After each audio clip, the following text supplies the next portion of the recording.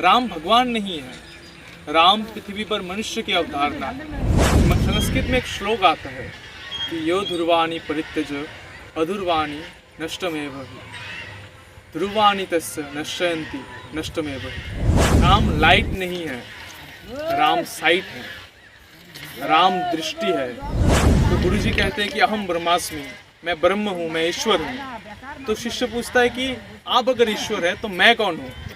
तो गुरु जी शिष्य से कहता है कि तत्त्वमसि, तुम भी ईश्वर हो, तुम भी ब्रह्म हो। The moment I have seen God sitting in the temple of every human body, that moment I am free from bondage. Gandhi के मार्ग पर चलना मुश्किल है, इसलिए हमारी सत्ताओं ने हर जगह, हर राज्य में गांधी मार्ग बना दिया कि इस पर चल लो तो हो जाएगा।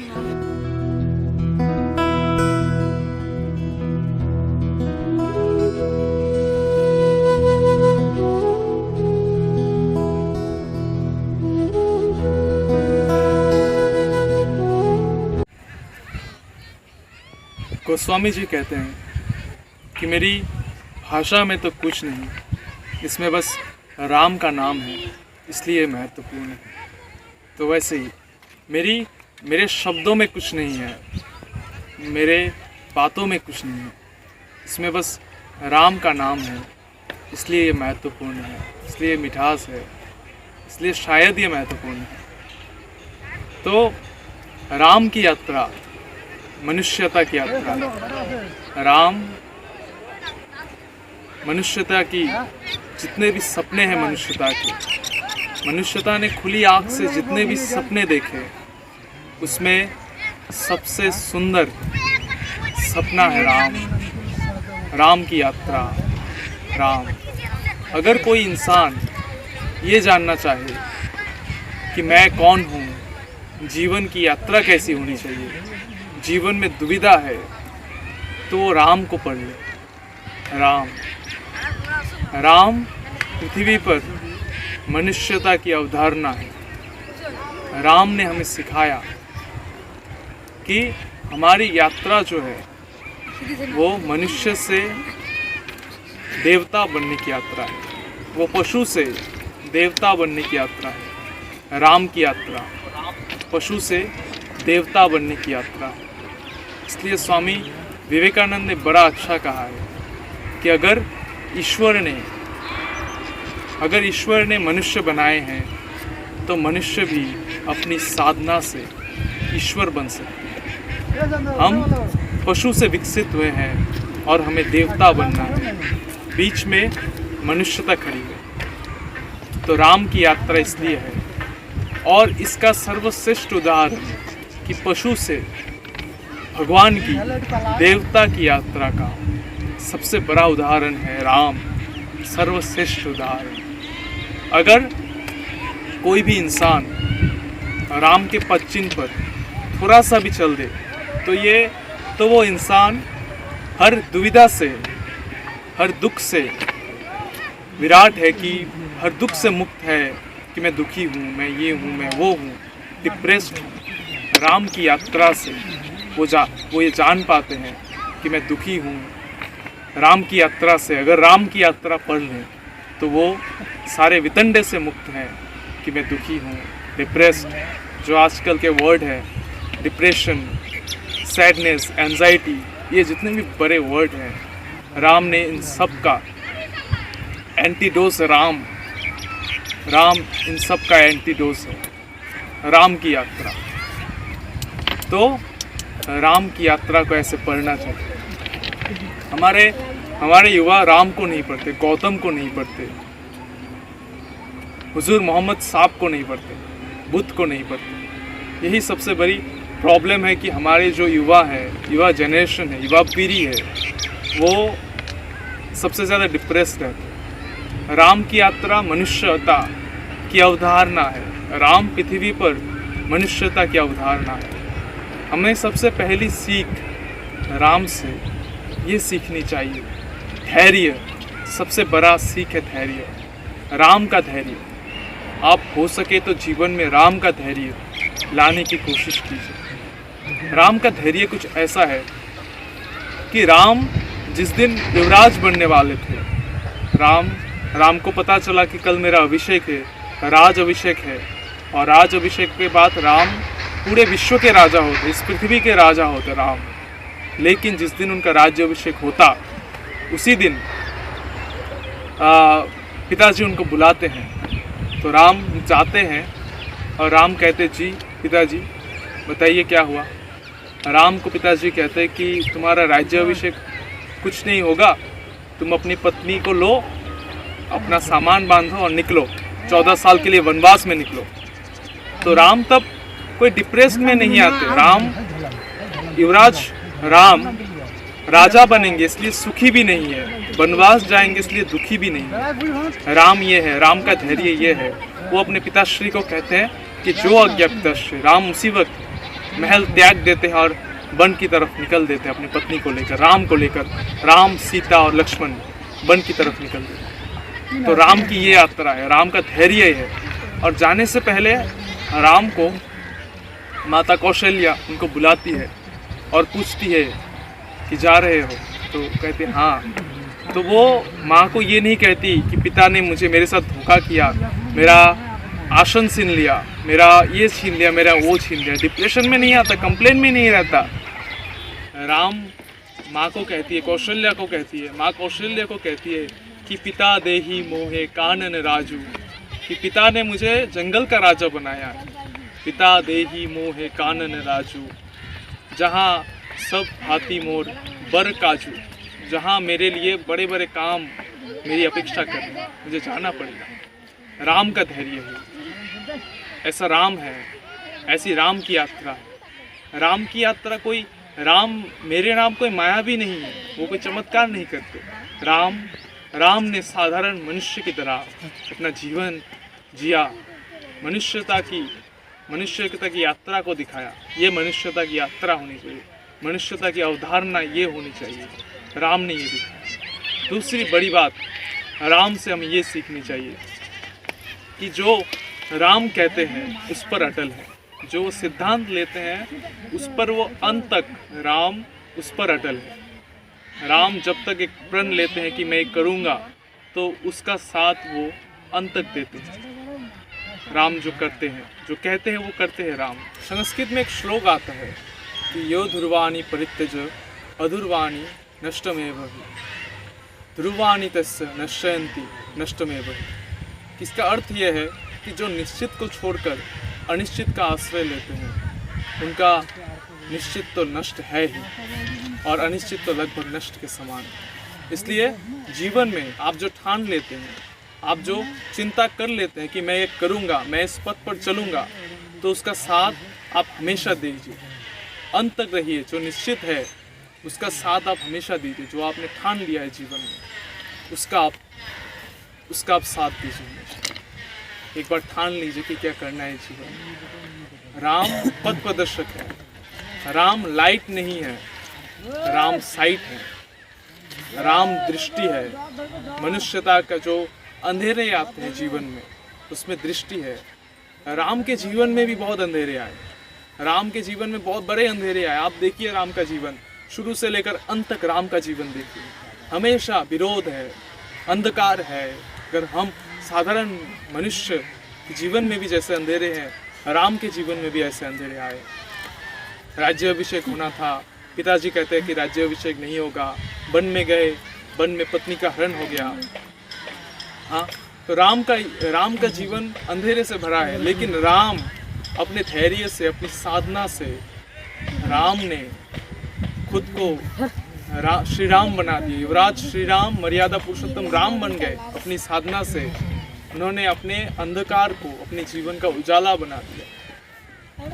और राम हर मनुष्य के अंदर जो ईश्वर होता है, जो अहम ब्रह्मास्मि का हमारा विश्व में हमारे शास्त्र ने कहा है कि अहम ब्रह्मास्मि जो ये है, हमारे शास्त्र ने जो कहा अहम ब्रह्मास्मि, हर इंसान के अंदर ईश्वर है, हर इंसान के अंदर, हर मनुष्य के अंदर ईश्वर है।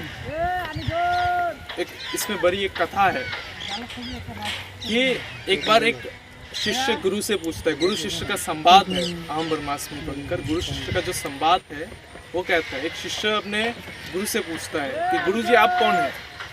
तो गुरुजी कहते हैं कि अहम ब्रह्मास्मि, मैं ब्रह्म हूँ, मैं ईश्वर हूँ। तो शिष्य पूछता है कि आप अगर ईश्वर है तो मैं कौन हूँ?